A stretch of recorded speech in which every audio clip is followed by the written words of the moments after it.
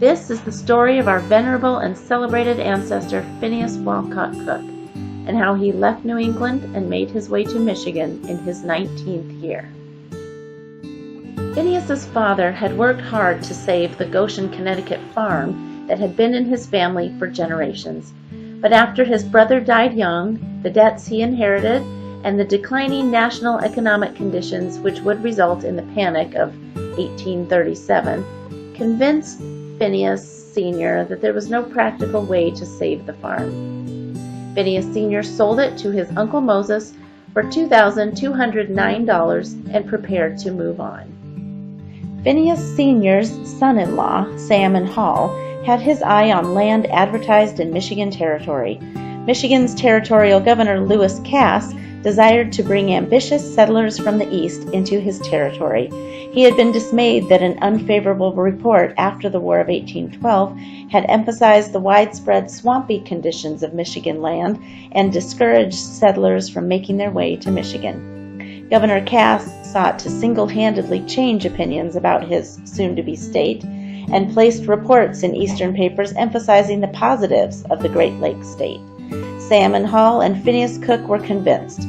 Salmon left for Michigan in 1835 with $800 from his father-in-law to buy land in Richland Township on the west side of Michigan. Phineas Sr. joined him in 1836, and Phineas Jr. left for Michigan in 1837 with his brother Daniel, Daniel's wife Helen, and their two little girls.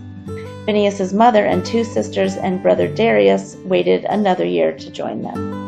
The journey to Michigan was a difficult one. The travelers first made their way to the Erie Canal and took a barge down the canal to Buffalo. Finished 10 years earlier, the Erie Canal hosted barges pulled by horses walking on the shore.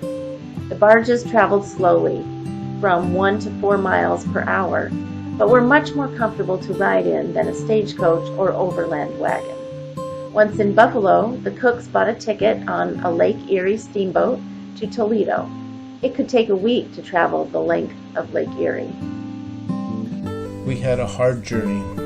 It took us 7 days to cross Lake Erie in storms and gales, which seemed at times to threaten us with destruction. But the Lord brought us to land in the town of Toledo.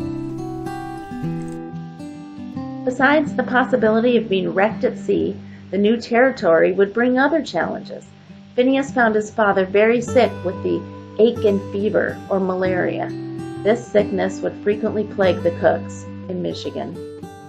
Once in Toledo, Phineas Jr. and Daniel took the train to Tecumseh, where Daniel's wife's brother lived. After a week of rest, the brothers proceeded the approximately 100 miles to Richland on foot. They found walking anywhere to be a challenge, as Michigan was indeed very marshy.